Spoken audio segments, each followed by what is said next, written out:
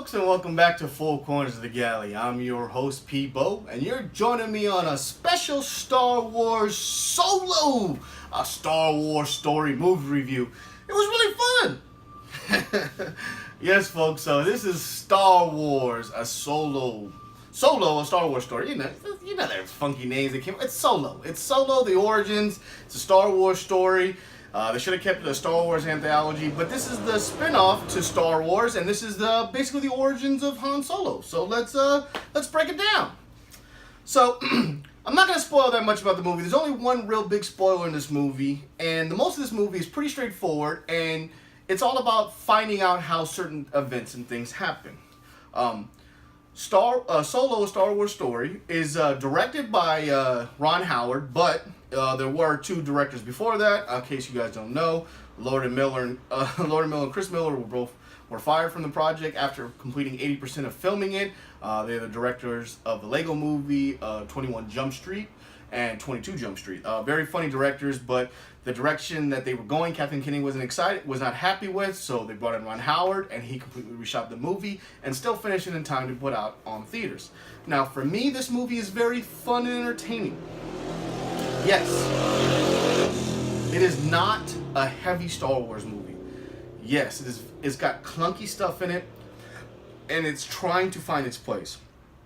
You also have Alden Ehrenreich, who's taking on the mantle of Han Solo and trying to replace the great Harrelson Ford. And he does a great job of just being the embodiment of Solo. He does a great job of being Solo. He's not Harrison Ford. He doesn't try to be Harrison Ford. About 20, 30 minutes in the movie, I didn't even realize it wasn't Harrison Ford. He took on the embodiment of Han Solo, and I thought he did a great job. Chewbacca's back. He's hilarious. You have Woody Harrelson playing Beckett, his smuggler slash mentor slash partner. Who Woody Harrelson's great in this role. I love him in the Star Wars universe. I thought he played a really good role. He was funny when he needed to be. He was great. Donald Glover playing Lando. Donald Glover by far is the best person in this movie. I mean, Donald Glover just kills this role. You see Lando and you know that's Lando the minute you see him.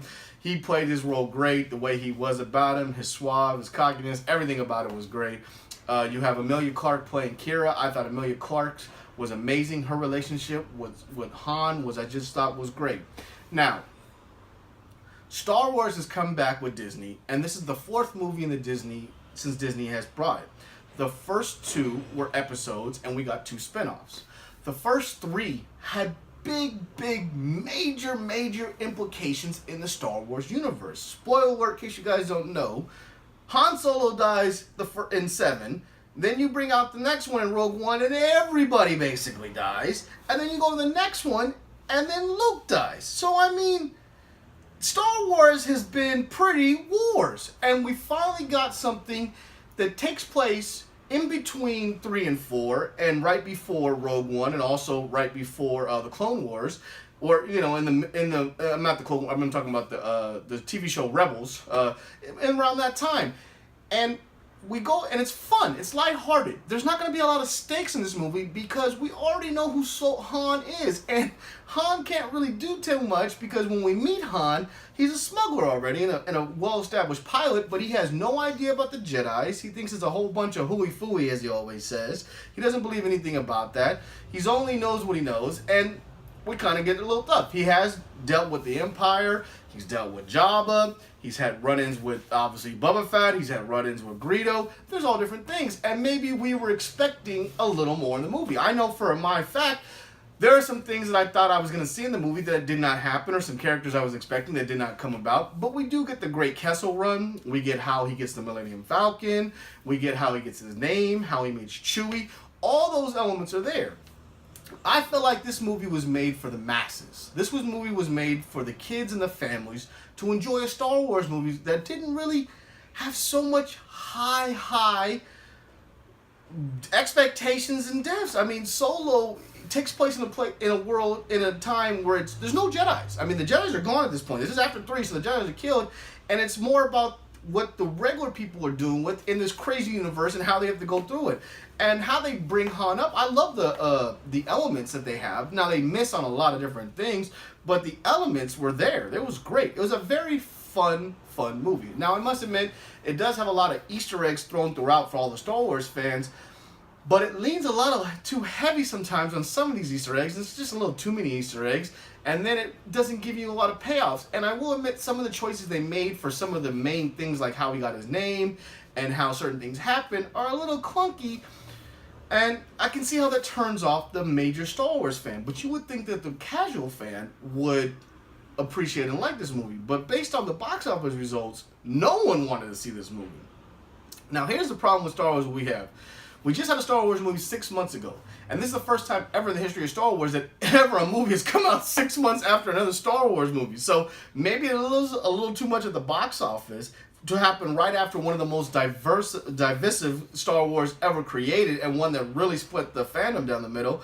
And it kind of did hurt some of the expectations and levels, because Solo is a fun movie. It is a fun movie that brings back the nostalgic, classic, just heist, run around, goofy movie. It has a lot of 90s element, but it has that grit that a Star Wars movie has. It has that dirtiness, that griminess feel, but it also feels like it's in another world, and the aliens and speeders and all this technology could exist along with the gritty and griminess. And I love it.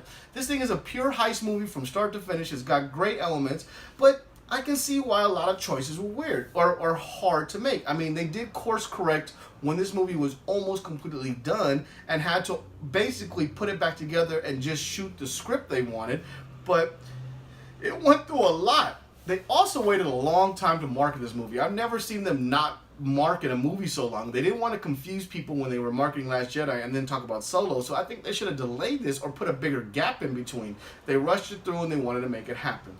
But for me, I feel like Solo, A Star Wars Story, is a fun movie that you can watch numerous times and really enjoy. I mean, you just got to go in there and not try to put too much Star Wars lore in there, which is sad to say because that's part of it, and just really enjoy the ride that you go on. From start to finish, it's a pretty tight script. It's funny. It's got great action and humor. It just goes from start to finish, and you get a lot of the fun elements that we love about Star Wars in between with some really good acting. It's a very, very weird place that Star Wars is in. Now, the funny thing is, we won't get another Star Wars movie for another year and a half, and then J.J. Abrams gets it again, so he's going to look like the savior again, of course, when he comes out with his big number 9, whatever it's called, because it's been so long.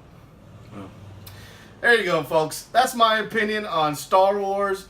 On Solo, A Star Wars Story. I'm going to get that right. I will. Until next time, folks. Good night, Ted.